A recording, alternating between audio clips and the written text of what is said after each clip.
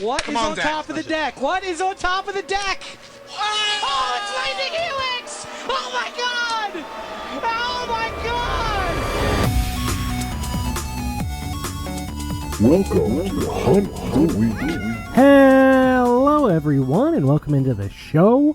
Welcome on in each and every one of you typal creatures. Yes, we are getting ready to leave the shores of Ixalan and to dive deep into its caves, but before we do, I want to thank all the vampires out there, all the dinosaurs, all the pirates, and all the moorfolk. There's nothing else. That's all there is here. We ain't got no rats. We ain't got no Phyrexians. Oh, that's all we got. This is Ixalan League, Week 3. I am your host with the most, your Don John DeMarco, your Goku or Go Home. I am a 3-time top 8er, a 2-time league winner, and 1 time I got knocked out of Ixalan League. I did. I really, really did. We'll get into that all a little bit later. This is Hunt the Week. It is a weekly Magic the Gathering podcast about the Sealed Arena Gauntlet League that we all love and play in over and over and over again, trying to be the very best, like no one ever was. We got a lot to get into this week, so let's go ahead and start the show, and let's go out to sea. Soon may a women come to bring us sugar and tea and rum. One day when the time is done, we'll take our leave and go. That's right. As I record, this is your top 8. Number 1, Miranda L. Black Canary, the Great Watcher. Number 2, Jack H. Rakic. Number 3, Maxime Tassiger. Number 4, Steve T. Strout. Number 5, Jordan M. J. M. Tron. Number 6, Thane H. See, I can say Thane, but I still think it's Thigin. The first part I get Thane. The second part, Theyin. I don't know. That's a rough one for me. Pedro D. Goombasa, friends with Rakic. And Sawyer T. Soy Boy. This is not locked. It's locked for everyone down to Thane. I believe Pedro and Sawyer are not necessarily locked based on, I don't know.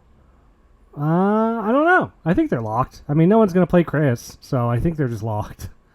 Chris has 4 games left, but he was out of town until yesterday, and he hasn't been able to get any of his games in, barring some kind of miracle. I don't think he's going to get in maybe more than 1 or 2. So I don't think anything's really going to change, which means, I don't know. I guess Goombasa needs to win and in because their OMW is not great. But hey, win it and get in, man. That's all you got to do. This could be your first Mega Draft, I believe. 5-0 finishes this week. Thane 5-0.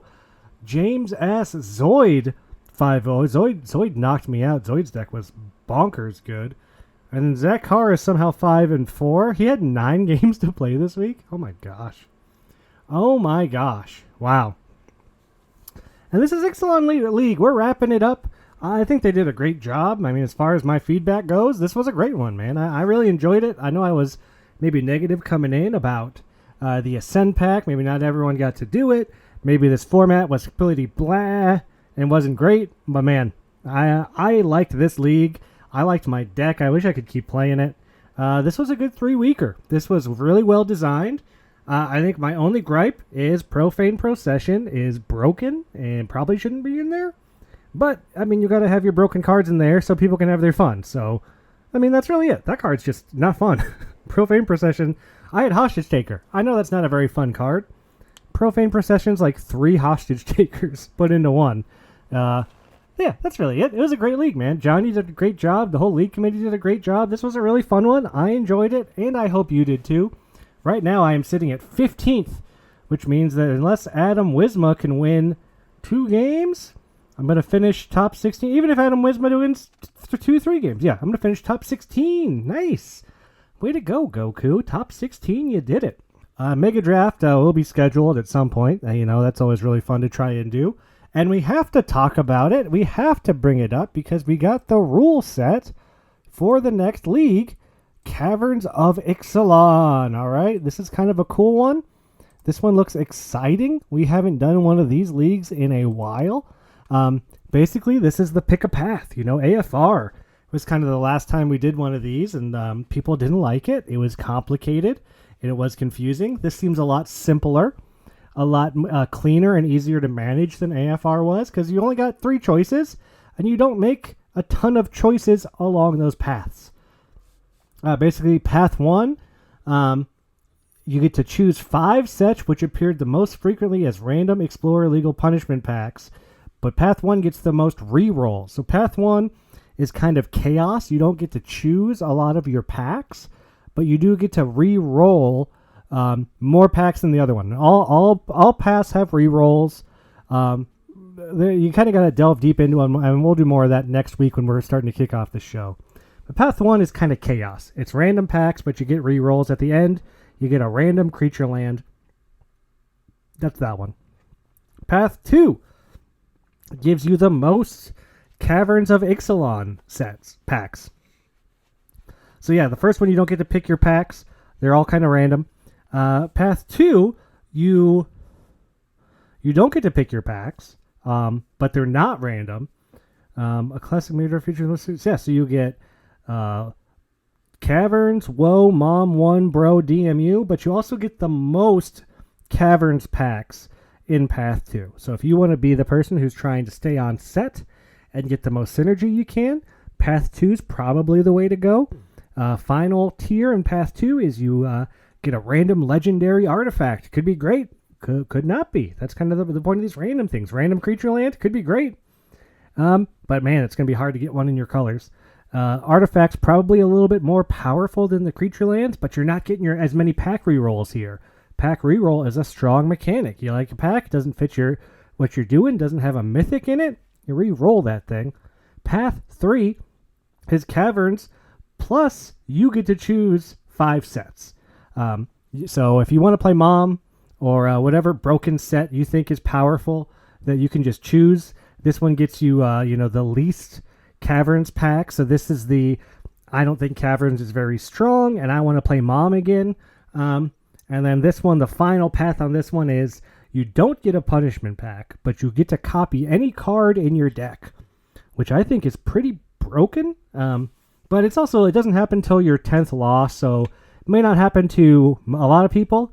And, just because you copy one card, it's 60 card decks. Just because you got that extra hostage taker, that extra profane procession, you still got to draw it, you still got to find it, and you do lose out on an extra pack. Currently, I think Path 3 is the strongest. I want to go Path 1. I wish I could go Path 1, because I love chaos stuff, and pack reroll sounds awesome. But I'm too much. This league is maybe too much of a spike, and copying my best cards is just too good. So they are doing a little survey right now about what you think about the past. Fill it out. Say what you like. Say your thoughts. Say your mind. And I don't know. Maybe they do some tweaks before we start. Because frankly, I do think it's Path 3, Path 2, or Path 3, Path 1, Path 2. That's my order. And that's probably what I would do. I also didn't get to play Mom in the last league, so I'll go Path 3 and play Mom. I missed out doing that in WoW, so I'm ready for a Mom league. And I can do that if I go Path 3. So this is super exciting. New Ixalan League, and those paths, they do more things. There's more bonuses you get based on each path, but this is Ixalan League. This is, we're not talking... this is Ixalan League. We're not talking about Ixalan. No, this is Ixalan League. We're talking about the first Ixalan, Caverns of Ixalan kickoff coming next week. We'll talk about that then. I normally don't get to do a wrap-up show for a league. Normally, at this point, the next league is starting, and I don't get to talk about how the league was and how it ended. We just go into the next one. We've got a week in between this time, so I kind of get to talk a little bit about it. And yeah, Ixalan is wrapping up. Been super cool, been super fun, and I got to talk to someone who's going to be in the top 8 mega draft all about their Ixalan experience and really just Magic in general. So join me as we get enraged. I've contained my rage for as long as possible, but I shall unleash my fury upon you like the crashing of 1,000 waves! Begone, vile man! Begone from me! I am untethered and my rage knows no bounds! That's right, we are getting enraged one last time with none other than Maxime, aka Tassiger. league stalwart, heavy hitter, 10-time top eighter, has the best record on MTGO at anyone on the server. Maxime is seen as one of, if not the best players on the server, right? Maxime's incredible, is so good, and Maxime gave me the best deck building advice I've had in a long time in this league, and that was, hey, you've got a bunch of these Imperial Vantasaurs. They're a free splash off your treasures. Now that's a 6-mana 3/6 with Vigilance, or you cycle it for 1, and it's a white card. I was playing blue-black. I had 2 of them in my deck. That thing was great. And he was right. You splash it off your treasures. You don't need white mana. If you don't need it, you cycle it away. I had Recover, so I could get it back if I needed to. There were moments where I just had to dig, so I would recover that, draw a card, cycle it, draw another card. Thing played great, and really just some great advice from Maxime, which, I love getting good advice, and that really paid off. So I couldn't wait to have Maxime on the show and talk all about his wonderful Ixalan League, making another top 8, and just dive deeper, because he's been on the show before, but we've never had a one-on-one. Finally got to sit down and listen to that interview right now. All right, everyone, join me as we get enraged one last time with none other than Maxime, aka Tassiger. Welcome to the show, Maxime. Hey, John. Very happy to be on. Hey, so happy to have you. Are you kidding me? Maxime just got his 10-time top 8 badge in Ixalan League. Congratulations for another top 8. Yeah, I get to join Caleb, Jordan, Sawyer in those ranks. Pretty exciting. Oh my God, what a scary group of people. Caleb, Jordan, Sawyer. Ugh. Some of the best ones out there. And you're so good. I got to know, when did you start playing Magic? So I started around original Theros block. I'm thinking somewhere between Born of the Gods and Journey into Nyx. Yes. Yeah, that was an interesting time. I played Standard back then. I really only started drafting, I think, when the core set came out, M15. Yeah, so a while back. I kept playing from then, and I was like 12-ish, and I've gone on until now. So yeah. Wow. So you've gone on that whole time. What got you into drafting? Do you still play Standard? And 2, what made you make that pivot? Standard is kind of the trap format for all new players, because you get this nice deck. You usually enter with like maybe some sort of like intro deck upgraded and stuff. And it's like rotation is going to come in like 2 years. You'll be fine, right? Then it eventually comes and you don't know what to do anymore. So I don't know. It was like quit Magic or try this new weird format. So I did that, and I really enjoyed it. No, I don't play constructed much unless I really have to. I also played Standard for a very short period when I first got into Magic, and I was like trying to find fun Standard decks. I went my first GP. I played a mono red deck wins at like I don't know. It was at that time Theros, Born of the Gods, GP, and and then all my cards rotated, and I got into to drafting, and I never looked back. Do you have a favorite drafting format in that time? That's it's a nice chunk you've been playing. Oh, it's definitely going to have to be Concept Arc here. Oh. Super excited for it to come to Arena soon. But yeah, Yes. like I think if you ask almost anyone who's played during that time, they'll tell you it's cons. Oh yeah, I can't wait for cons. I can't wait for the cons league. I can't wait for cons on Arena. I'm gonna play Villainous Wealth as much as I can, and I'm gonna. Oh yeah, that's a good one. Oh, so many morph. I'm gonna build the morph deck. Oh, the secret plans. Oh, so fun. Yeah, that is a really fun one. I also can't wait. I know that there's a lot of build up for it. But man, that really is a good one. But we can't talk too much about Cons of Tark here. We're here to talk Ixalan League, Ixalan Remastered. You are going into the top 8. What's your final record? So I'm 11-4, currently in second, I think. Nice. So pretty good. Pretty dang good. What helped you get there? And have you played Ixalan before? I mean, I guess you were there, right? If you've been playing since Theros, did you like playing Ixalan when it first came out? So yeah, I did play Ixalan back when it came out.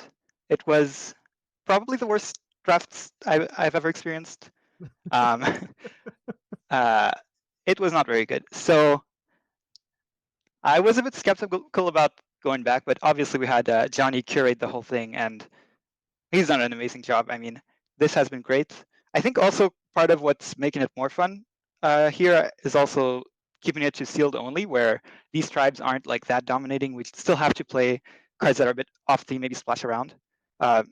So yeah, it's definitely a lot better than when we were there originally. As for my pool, I opened a lot of great rares, so I can't complain there. Had to be creative with my splashes. I ran like different 3 to 4 to 5 color configurations throughout the 3 weeks. But you know, hostage takers, cards like that will help you get there for sure. And you're seeing so many of those cards here in week 3. Like anyone that's left, they've got a hostage taker, they've got a profane procession, they've got a carnage Oh Lord. tyrant. Oh man, yeah, I played it. I almost beat profane procession today. I almost did it, but it's so hard. That's impressive. I'm glad I did not play against that one. That's probably the most atrocious bomb. It's so hard to beat that card. So yeah, sounds like you had some great deck, great play, and you took a few leagues off, so it's good to have you back. Always love seeing your name in there. Always know that we're gonna have some really good tough games. Yeah, it's good to be back, and I'm always happy to see you know, the creative things that Johnny and the others on the league committee do. And this has been great. Yeah. Yeah, this has been. I agree. They did a really good job building the cube and putting in the extra cards. And the ascend, such a simple mechanic, but it hits so well, right? 10 matches played. There you go. You got the city's blessing. It was perfect. Yeah, it was so good. And like the packs were just like they were strong, but they didn't. The cards were spread out over all the colors, so you can't play all the rares. You know, like it's not like you got 8 rares you're playing. Like it made you take interesting deck building decisions, and it didn't really like push anybody too far up. I don't think. 100%. And some of the cards really shown even like outside of Ixalan. So like the curated, what do you call it, the bonus sheet, right? Yes. I had like that black mythic from Kaldheim, where you like return creatures of the same creature type. I don't remember it being as good in that set, and it was definitely a fun one to have to work in a more tribal set. Yeah, that one was a really cool addition, and I saw a few games where that brought back like 7 to 10 creatures out of the graveyard. Just did some really funny stuff. Well, Maxime, you're seen as one of the best players on the server, touting an incredible win percentage on MTGO. Among many other things, you win money all the time on the money leagues. What do you owe your success to? Are you an amazing deck builder? Are you just like the best player in the world? What's going on? Best player in the world. It's a good question. I think I'm generally, I pay a lot of attention to detail. Also, I gotta say, so where I played like in paper before joining the online league, before the pandemic and everything, was at my local game store with all these people who are just really good. People like Johnny, Richard, Pigeon, you know, those were the people I played with at FNM all the time, and we were always like bouncing off each other and stuff like that. So I think definitely having those people as my, you know, mentors or you know, opponents really helped. And yeah, I generally just don't get too tilted either. Try to improve on small mistakes. So I think you can get there if you try. I think having someone like you in the server to play against also makes me and everyone else feel like, you know, we're playing against that tough guy in the top 8, and every time we get a win on him, oh boy, it feels like we accomplished something. Yeah, no, it's I love this league for that reason. Like we have people coming. We started off just from the small store in Canada, right? And now we have people from across the world who are just really good. We have like Pro Tour players and everything. It's been great to get like that type of competition here. Yeah, it's only getting better and better too. Like it's only getting better, and the people are only getting tougher. And great league we have, and they came through and asked some questions for you this week, Maxime, and we got some good ones. Cody wants to know how much money do you make off MTGO in an average month? And I'm gonna amend this a little bit. 1, do you make money off MTGO?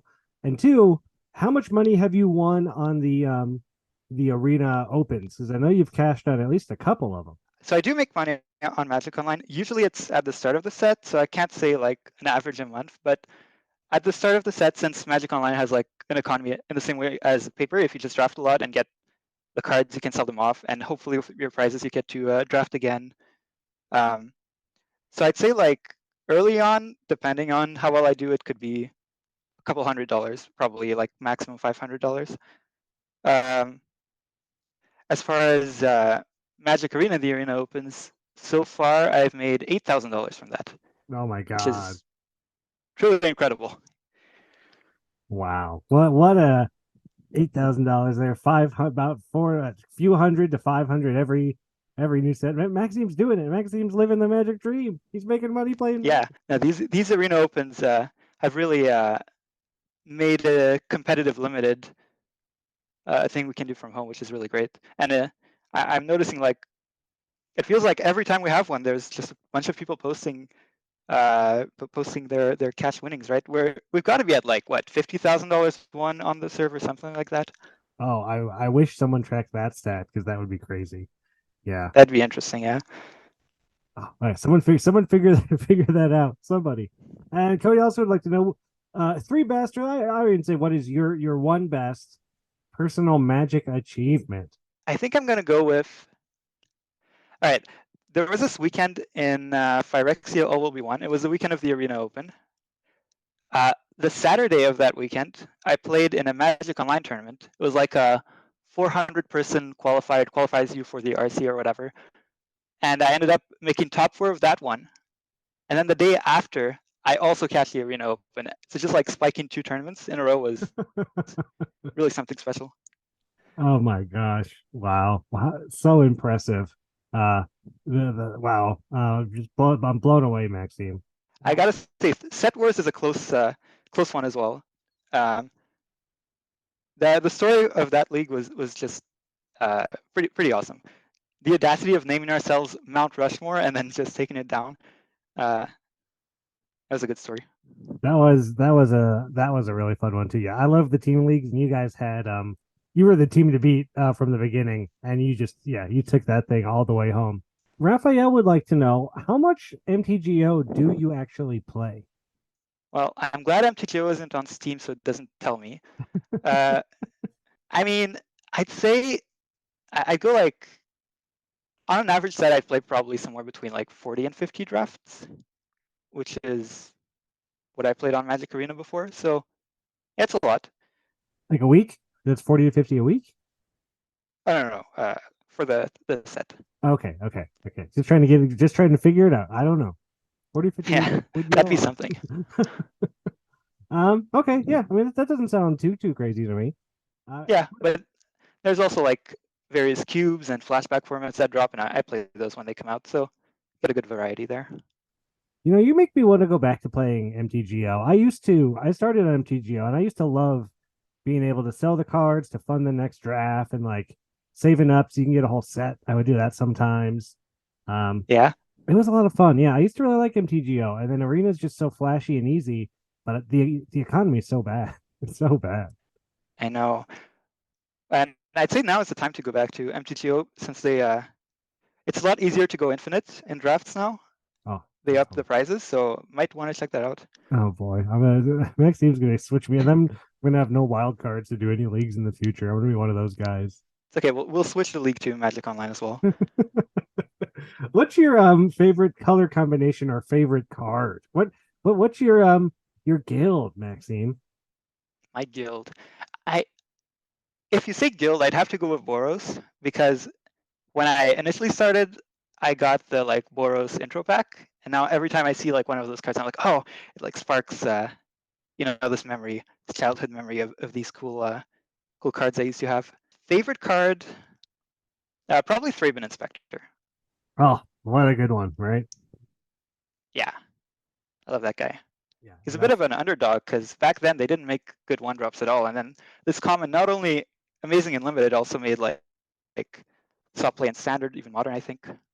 Yeah, I'll still pick it up in a lot of cubes if I see that thing going around. I'm gonna flicker that. Oh yeah, thing, cube staple for sure. Get it back from the graveyard with Luris or something. I'm gonna have a good time.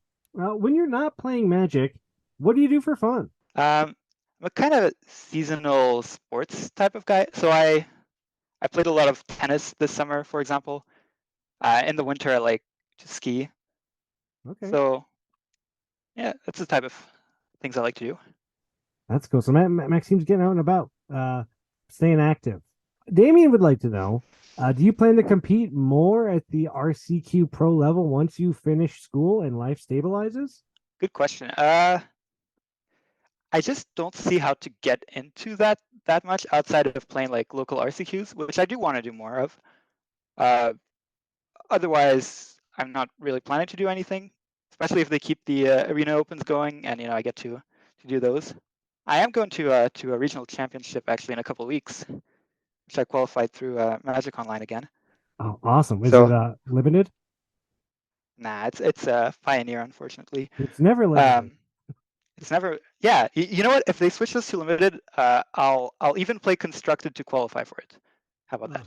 I always think that's such a bummer for limited players because limited is it's so different from most Magic, and like you qualify for this tournament playing limited. It's like okay, cool, you qualified. Now we're gonna switch it up, and we're playing Pioneer cons block something. It's like that's not what I'm good at. I don't know how to do that. I want to play limited. Yeah, Uh, uh, Damien would also like to know what is one non-Magic game that you think you could beat most of the league at?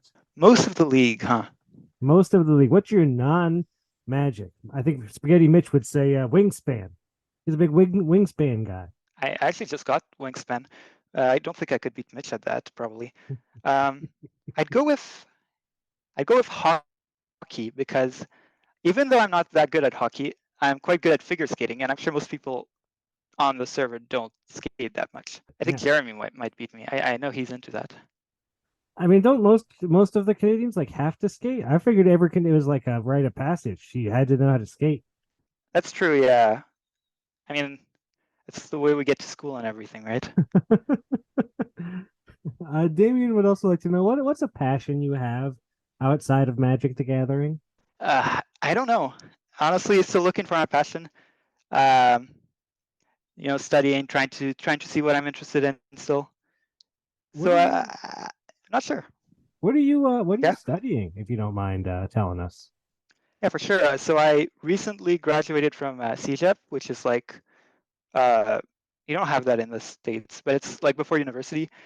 I graduated in computer science, and I'm um, at my first job, just learning on the job, and I'm planning to continue studying, like starting next year. Still not sure what exactly, but somewhere in that domain probably. Wow, wow, you're a young guy, Maxime. You're younger than I thought you were. Um, wow, yeah, just it's so incredible the skills that you have. Uh, I'm just so blown away. That's so cool. Um, Zach would like to know how traumatizing was your last RC, and what did you learn from it, and what will you do different this time around? Oh, the last RC. So yeah, Zach and I went to the regional championship. I believe it was in like June. Um, it was also Pioneer. It was a bit traumatizing because we booked the cheapest hostel we found. It was not very good. It was really hot. There were like a ton of bunk beds just next to each other. No AC, nothing. I know Zach got his hand stuck in like a ventilator somewhere. There was like someone screaming in the night. Hopefully they weren't murdered. I don't know. Uh, so that was probably the most traumatizing part. Uh, for that reason, I'd say like next time I'll try to find a better sleeping situation. Yeah, but you got to rest Um, up good in between those big tournament days, Max. That's an important part of it. yeah, exactly. Yeah, especially like paper tournaments. It's way harder to focus for like even just a few rounds of paper than like a full day of playing online. I find. Oh, it's so hard. We did it. We were at Dallas like a couple weeks ago, and yeah, we did two drafts in one day, and I was exhausted by like 7 o'clock. Yeah. No, like you could grind arena all day and it doesn't feel that way at all. Yeah, I don't know what it is. Maybe your brain just works harder. The lights are different, or you got to remember you got to shuffle your own deck. Maybe it's the shuffling that does it. Yeah, you gotta see real people. It's pretty difficult too. Oh, it's so hard. Jack H. Rakic would like to know, where does your name Tassiger come from? You got a fun story about how you picked the Golden God card? Yeah, Tassiger the Golden Fang. So when I was drafting Cons of Tarkir, I was also kind of like maintaining or trying to build a modern deck. It was like Grixis Delver. So if anyone knows, back then there was this card called Treasure Cruise, which was completely broken and it was eventually banned. So I needed to find a new Delve card to replace it by. Unfortunately, I never opened any Tassiger, so I ended up having to make like a terrible trade for it in retrospect. Like I traded a fetch land for this 20-cent card now. Oh no. And I guess that kind of haunted me, and I don't know. I wanted a reminder or something. No, I love Tassiger. Tassiger is also back from cons. Oh, Tassiger is a great card. Yeah, he got around, and you know, sitting there with his throne and his bananas in his bowl or something. It's a Yep.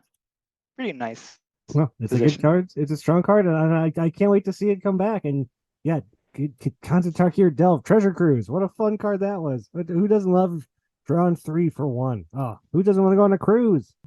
Johnny, your team partner from Set Wars would like to know, what is a hole in your limited game that could use some improvement? Yeah, I thought about this for a while. I've got a few answers. I think one of them is I tend to play too fast, especially online. You know, just like clicking through things or making a decision like right away, being like, oh, why did I do that? You know. Yep, Um, been there. yeah, all the time, right? That's just holding yourself back is difficult. I find even in like high stakes tournaments. The other thing is while drafting, I tend to stay open for potentially too long, and that's kind of how I have my worst drafts. Is maybe I don't find the card I'm looking for to switch me into a direction, and then I never get one. So like just knowing when to like uh, accept that you're not getting that signal, I think is also something that's difficult for me. Interesting. Yeah, that's a good one. That's staying. It's like you staying too open. It's like you go to that job interview, and they're like, "What are your faults?" And you're like, I care too much. I try too hard. I stay too open too long in my drafts." Oh God, yeah, I guess so. No, it's great. It's great. Richard would like to know, when will you admit that you are a cyborg programmed for Magic the Gathering dominance? I don't believe that's true. Come on. You could Well, be a let's move on. cyborg. Let's not dwell on this question. We don't need to address this further. All right, let's do a more serious question. Mitchell S. would like to know, how many Dreadmaws is too many in a 60 card deck? All right, there's a serious question. Good. So my question back here would be, why are you limiting yourself to 60 cards? I can't think of a format where you have a maximum deck size of 60. So really, there isn't a maximum. You just need to have the right ratio. Just play like 200 cards with 100 Dreadmaws, and then you're stronger against mill. There you go. Battle of Wits Dreadmaw. Yeah. 200. I love it. I gotta talk to you a little bit about Johnny's side events. You're playing in the brawl side event right now with Urg, Spawn of Turg. How has that been going for you? Oh, it's been so fun.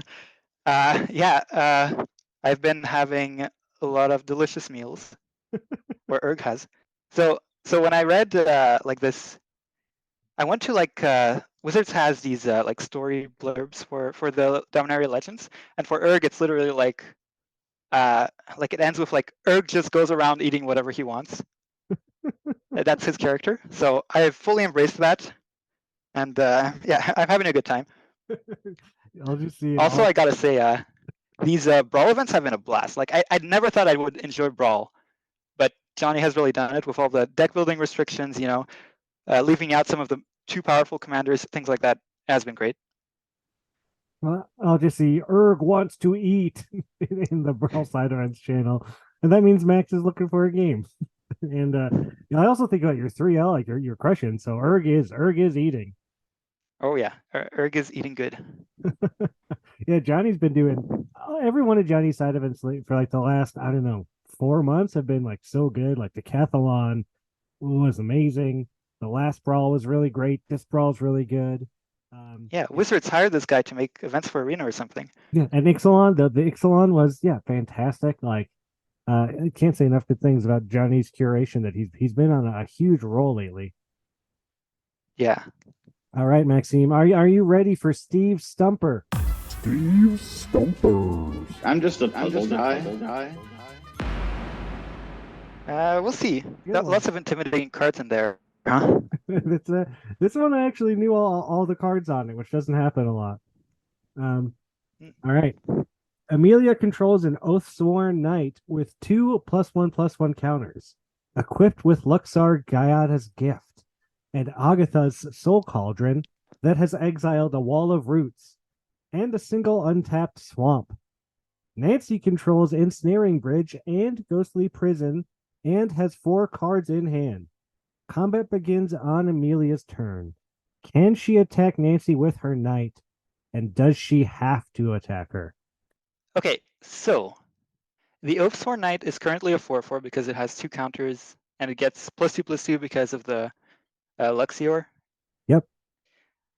And 1 land untapped, and the Knight can put a -0/-1 counter on itself to make a green mana because of the Wall of Roots exiled with Agatha's Soul Cauldron. Correct. So my understanding is, and this is mostly from like the way I play it online, Ensnaring Bridge stops you from attacking. Like when you go to declare attacks, you can't like click that creature.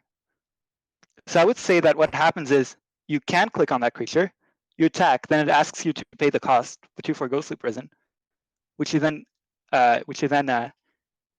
can do if you want to by removing a counter or by adding a counter to the Oathsworn Knight. But that turns it into a 5/4. Which would stop the ensnaring, which would stop it because of the ensnaring bridge. But I think at that point it's too late. So I would say you can attack. I would say you don't have to attack because I don't think you can ever be forced to like use a mana ability like that unless it's like spell burst or something.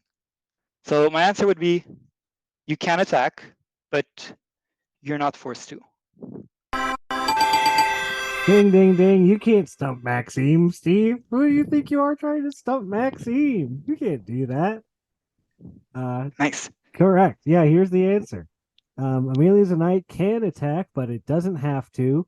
When deciding whether her knight can attack, Amelia has to obey both the bridges and the prison's restrictions while meeting the knight's requirement if she can. But because there's a cost to attack, she's allowed to ignore the requirement and avoid paying the cost, so the knight doesn't have to attack.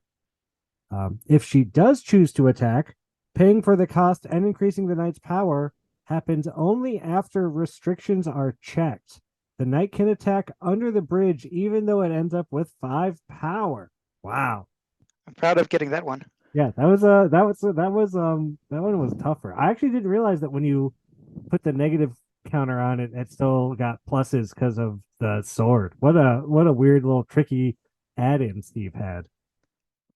Yeah, I thought you could make infinite mana there, but I think Wall of Roots is only 1 counter a turn. It might be. I don't know.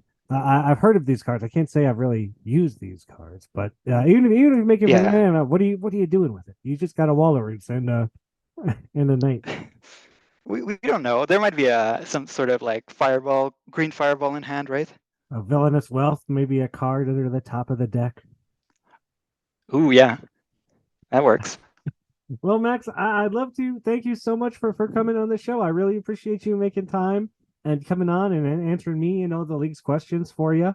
Really, so excited to have you here. Yeah, it's been great. I appreciate you inviting me. Yeah. And thanks. Of course. Good luck in the mega draft. I don't know if you're locked yet, but I don't know You're so close to it. I feel like you're getting in no matter what. So I hope you're locked. Oh boy, wouldn't that be awkward? Well, according to Steve's probability model, I am. Okay, good. So Steve's never if I'm wrong. not in, it's going to be Steve's fault. Yeah, then Steve stumped himself. Okay, okay. Yeah. Well, Max, good luck. I know a lot of people in the league are going to be rooting for you. You got a lot of fans and a lot of people that think the world of you. So go out there, and I can't wait to see what you do. I appreciate it. Maxime, so cool, so awesome, so good at Magic, and also so fun and so funny. I love his Spawn of Turg stuff that he's doing. Erg is hungry, Erg is eating. Maxime's just got a great sense of humor. Like, I love it. I love everything about Maxime. I don't interact with him much because I'm very terrified of him as a Magic player, so I don't like playing Maxime. But he hasn't been in a bunch of leagues for a while, which has been kind of nice for me because I haven't had to lose to him. But he's back, and of course he's top 8ing again, going for his second league win, which would be his first individual league win. I know a lot of people are going to be rooting for Maxime and watching to see how he does in the upcoming Ixalan Mega Draft. But not everybody can top 8. Not everyone can be there at the end. So we need to say goodbye to those who did not come with us. Those who may have ascended somewhere else. I will ascend! The universe will marvel to see the ultimate Saiyan potential once again realized. And I will be legendary. Michael C., Kentari. Jaden M., Mnemonic Device. Philip B., Plipster.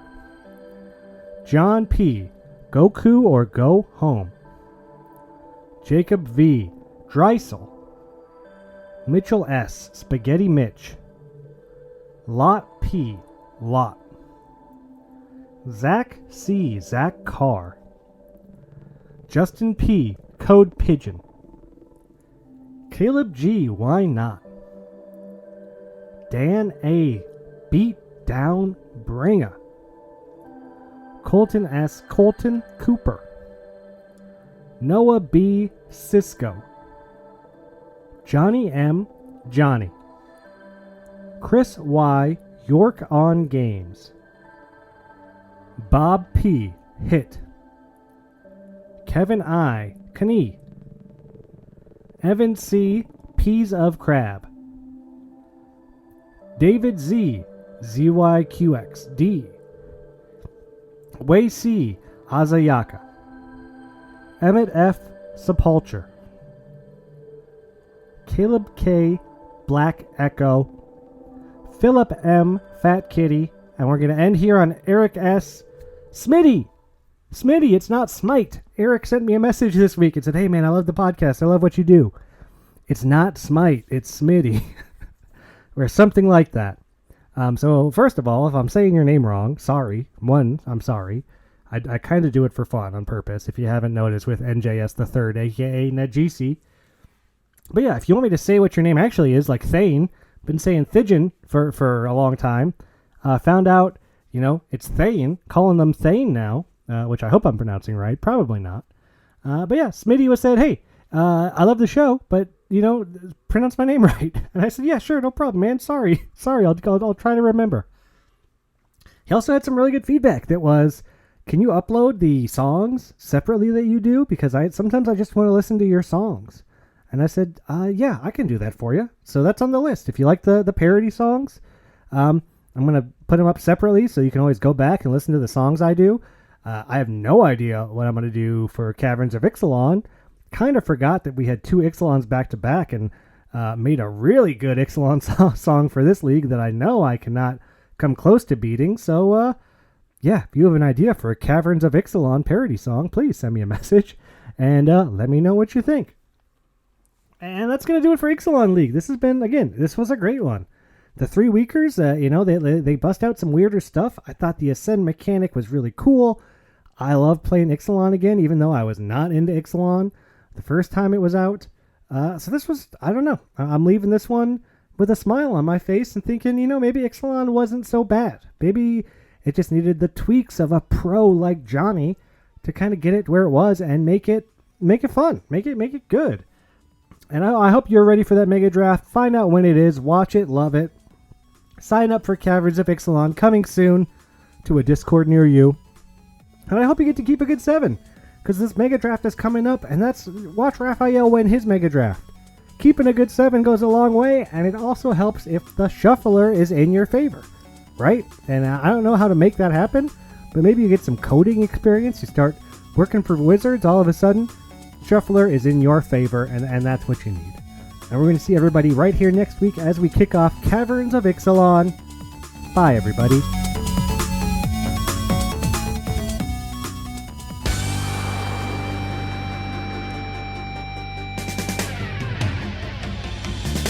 I wanna be the very best, just like Richard was. The top 8 is my real test, to mega draft's my cause. I will travel across the plains, enraging the whole time.